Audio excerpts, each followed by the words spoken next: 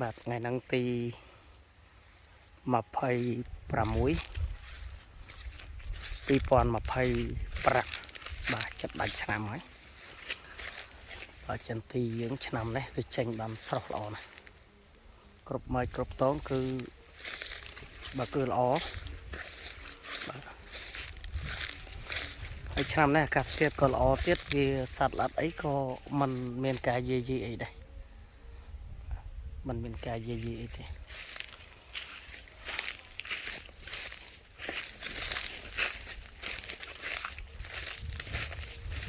ដើមវាពោពេញទៅដោយធម្មពលពោពេញដោយធម្មពលដើមនេះក៏ឆ្នាំទៅឆេះអស់បាទมันបានផលទេមកកតុយដីនេះ100ដើមជាងអត់មានបានផលឥឡូវឆ្នាំនេះវាយើងធ្វើដីទៅអីហើយហ៎បាញ់ត្រាំស្មៅអីជួកាត់ពុកផ្លូវហើយ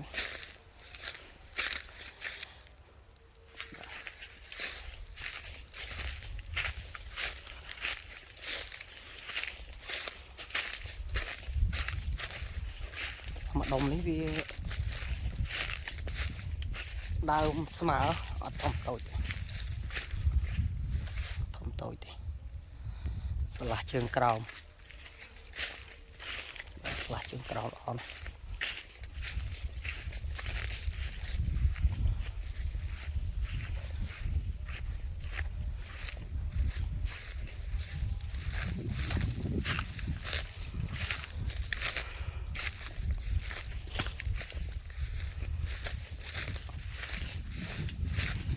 ឆ្នាំនេះវាស្រស់ល្អវាអត់ចេញអាដេកអាដប់អីទៀតទេបាទធ្វើព្រៃឆ្កាព្រៃឲ្យស្អាតចាស់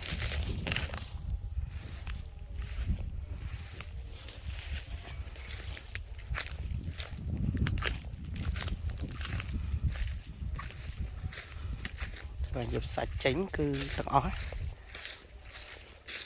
បាទត្រួយមកទាំងផ្កាមកទាំងអីទាំងអស់បាទចេញក្រោយគេ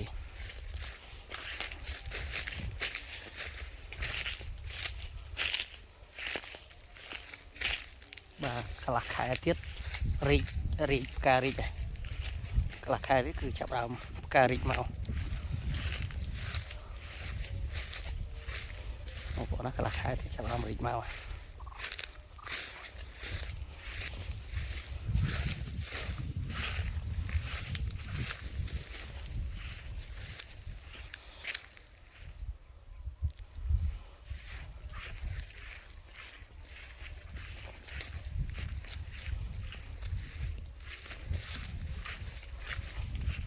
បងប្អូនណានេះនៅកតុយដី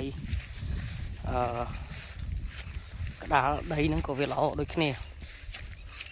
បាទមើលដើមមួយគឺថាវាចេញមកស្រស់តែម្ដង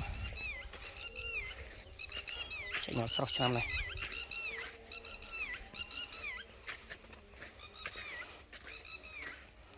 ហ្នឹងហើយនៅមានច្រើនទៀតប៉ុន្តែយើងថតតែប៉ុណ្ណឹង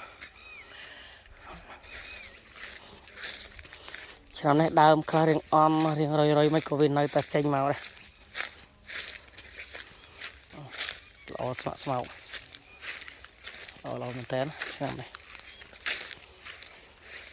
ឆ្នាំទៅគឺម្ដុំនេះគ្មានបានរើសទេបងប្អូនគឺឆេះអស់តិចម្ដុំនេះជាង100ដើមឆ្នាំនេះវាមកឲ្យល្អជាងមុនទៀតបាទល្អជាងឆ្នាំទៅហ្នឹងហើយអរគុណច្រើន